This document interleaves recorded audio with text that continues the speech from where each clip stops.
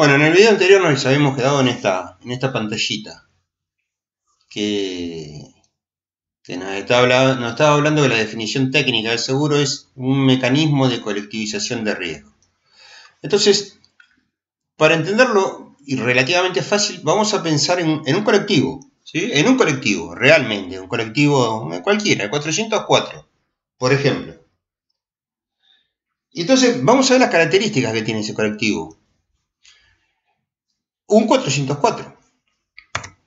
Entonces, cuando uno piensa en el colectivo, dice, hay uno solo que maneja, ¿sí? Que es el chofer. Él conduce el colectivo. Los demás subimos al colectivo, pero el que lo conduce es él. El recorrido que tiene el colectivo del 404, por ejemplo, es fijo. Sale de la estación de Gleu y no sé si va hasta Guernica, pongámosle Guernica, ¿sí? Tiene un recorrido fijo y va por determinado lugar. No se anda corriendo de la calle. Si tiene que ir por la avenida, va por la avenida Hipólito Yrigoyen hasta no sé dónde va, porque no lo conozco el colectivo, ¿sí? Ahora, también es cierto que si yo tengo que ir, me tomo el 404, es porque voy para el lado de Guernica. Si quiero ir a Constitución, no me puedo tomar el 404. Me voy a tener que tomar el 51. Por eso un ejemplo. Entonces, hay varios recorridos en los colectivos, hay varios colectivos, y uno elige cuál es el que quiere tomar. ¿Se entiende? Y no se puede bajar en cualquier lugar, hay que bajarse en determinados lugares, hay que subir en determinados lugares, hay una cantidad de cosas que están establecidas y que yo como pasajero no puedo modificar. Tampoco lo puede modificar el conductor, ¿sí? Él tiene un recorrido establecido y por ahí va. ¿Qué pasa con los pasajeros? Los pasajeros son similares. Acá en la gráfica, en la caricatura, es un colectivo escolar y por lo tanto, lo que se entiende es que los que van arriba del colectivo, además del chofer, son escolares. Siguiendo con el ejemplo del 404, pues los que van son pasajeros. ¿Qué pasajeros? Y no sé, serán hombres, mujeres, chicos, grandes, pero en realidad son personas, ¿sí? No se entiende un colectivo donde la mitad de los que van arriba del colectivo sean vacas y la otra mitad sean personas. Hay colectivos para vacas, que serán camiones, y hay colectivos para personas, que son personas. Y son similares, digo, similares en el sentido de decir, bueno, ¿qué es lo que tienen los pasajeros en común? Bueno, van todos para el mismo lugar, o para un lugar, bueno, el género no importa, pero sí son de un determinado tipo, y van con determinadas características, todos similares. Y ahí viene una cosa que es importante, ¿sí? En la colectivización de riesgo, se paga. Se paga. Entonces, insisto con esto, se paga. El seguro es pago. Cuando veamos la definición legal de seguro, lo vamos a ver específicamente, pero ya no nos olvidemos, por favor, del ejemplo del 404. Hay que pagar para viajar. Está claro, ¿no? Bien, creo haber entendido el tema del colectivo, ¿sí? De la parte colectiva. Por ejemplo, ustedes habrán escuchado hablar muchas veces en lo que dicen el colectivo de actrices. Bueno, en un colectivo de actrices, lo que hay son actrices que tienen algo en común, por ejemplo, que es que defienden una postura feminista. Por decir un ejemplo, ¿sí? Hay otros tipos de colectivos, por ejemplo, colectivo de payasos. ¿Y qué defienden? Bueno, defenderán o estarán involucrados con los payasos, no sé. Hay cosas similares, ¿sí? Hay personas o gente o integrantes similares dentro del colectivo. Entonces, cuando pensamos en un mecanismo, porque ahí les decía, mecanismo de colectivización de riesgo. Mecanismo, pensemos, no sé, encontré esta gráfica para decir qué características tiene un mecanismo. ¿Por qué un mecanismo? Entonces, bueno, lo que tenemos que ver en un mecanismo, pensemos en un reloj a cuerda, ya no existen, ¿sí? Pero pensemos en un reloj a cuerda, pensemos en un auto, o pensemos en nuestro cuerpo, ¿sí? Es algo que es muy complejo. No es alguna tontera, sino es algo muy complejo, con muchas cantidad de partes. Pero esas partes están todas interrelacionadas entre sí, que permiten que el mecanismo funcione. Porque si yo agarro una bolsa, por ejemplo, y lo lleno de engranajes de un reloj, eso nunca va a ser un reloj. Va a ser una bolsa de porquería, una bolsa de engranaje. La realidad es que la interacción de las partes es lo que permite el funcionamiento eficaz del mecanismo. ¿Y qué pasa cuando una parte se rompe? Porque también es interesante entender el mecanismo desde el funcionamiento. Cuando una parte se rompe, ¿qué es lo que pasa? El mecanismo deja de funcionar. Muy bien, esa es la realidad. Eso es un mecanismo. Y por último, pero no menos importante, es un solo propósito, un uso, ¿sí? El cuerpo humano tiene un uso, un auto tiene un uso que es específico. Un auto no se puede usar para hacer un licuado de banana, y una licuadora no se puede usar para andar por la calle. Digo estos ejemplos burdos para que se entienda que hay un solo propósito en el mecanismo que va hacia un determinado fin, y para eso se usa, no para otra cosa. Piénsenlo o escúchenlo 2 o 3 veces para encontrarle el sentido, que me parece que es claro, ¿sí? Pero es importante entender la complejidad de las partes. Ahora bien, veamos el tema de riesgo. Acá en la gráfica encontré algunos ejemplos de riesgos. ¿Sí? Por ejemplo, que se rompa una escalera y uno se caiga, el de arriba. ¿Sí? Un incendio, que es este de acá, un incendio, choque de autos, un robo,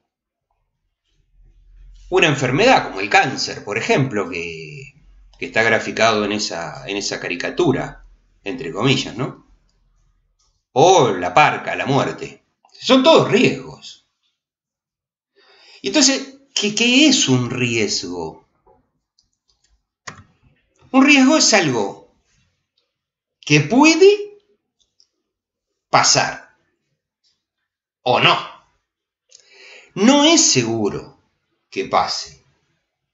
No hay una garantía de que va a pasar o que no va a pasar. Entonces se convierte en un riesgo, en algo que no puedo manejar. ¿Sí? Pensemos, por ejemplo, en el dibujito de los autos que chocan.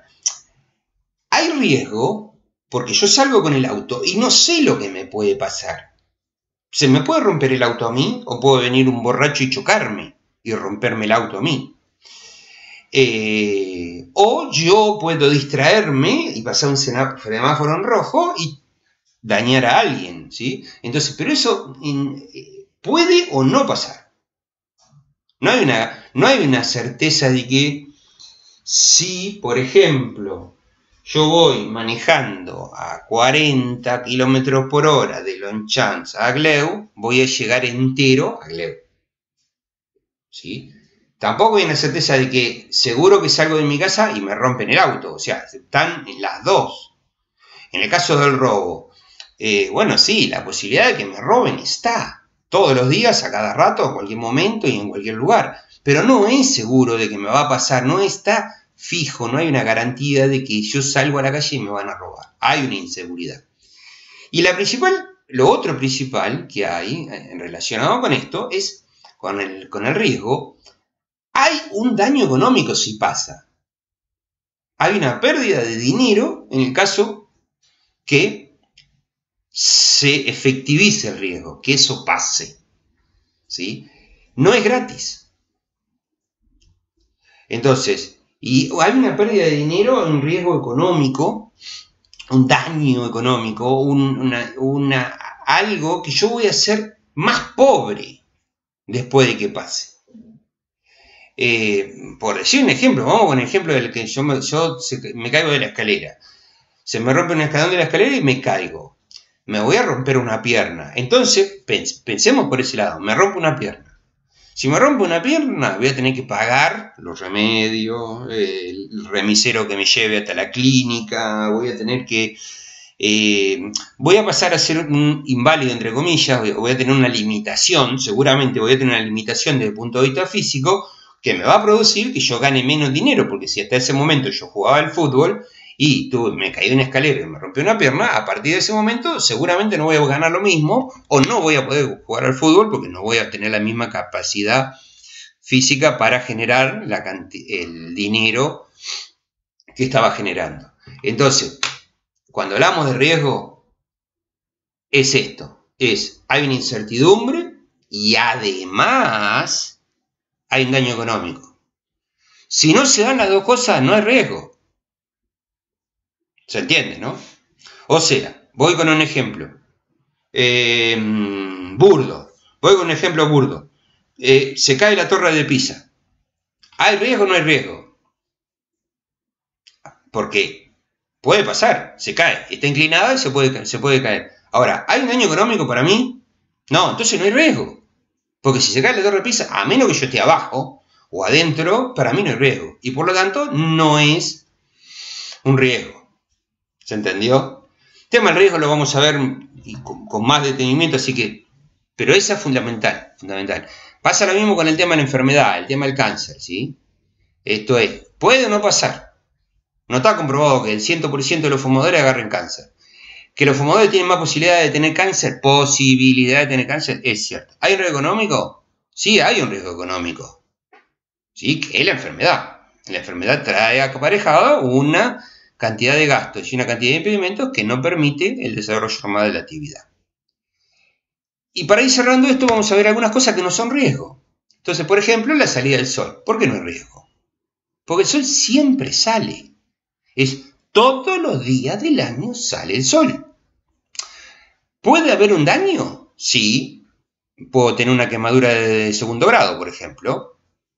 ¿Sí? Pero hay riesgo, no, porque estás seguro que a las 2 de la tarde, cuando el sol está más alto, más quema. Entonces, si yo me pongo abajo del sol y me quemo, me agarro una quemadura de segundo grado, no hay riesgo. Yo sabía que eso iba a pasar. Lo mismo pasa con el tema de la luna. La luna todos los días sale. Más grande, más chica, lo que sea, pero sale. Puede haber hay un daño económico que pueda traer aparejada hacia la luna, eso no lo sé. Puede ser que me encandile, por ejemplo, que me distraiga y a consecuencia de eso pase algo.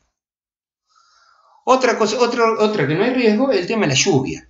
Y cuando hablo de lluvia, ojo, hay que entender lluvia. Una lluviecita, por ejemplo, como la que está cayendo hoy acá, que es una lluvia que te moja, sí, pero no hay riesgo, pues no hay daño económico. Es una lluviecita de hoy, vos te pones un paraguas o te mojas y no pasa nada. Ojo, es lluvia. Distinto, hay otros fenómenos meteorológicos, como puede llegar a ser el vendaval, por ejemplo, que es la caída de muchísima cantidad de agua mezclada con viento. Eso sí, ahí hay un riesgo. Y lo mismo pasa con el viento. Sí, el viento no es un riesgo, no provoca un daño económico, pero sí un tornado. Pasa que el viento, la brisa, no es un riesgo. ¿Se entiende? Entonces las cosas hay que analizarlas así. ¿Puede pasar o no pasar? Y si pasa, trae un daño económico. Acá está el resumen. Entonces, como para terminar un poco, la primer definición, insisto, de seguros. Bueno, espero que haber sido claro y lo que más espero es verlos pronto.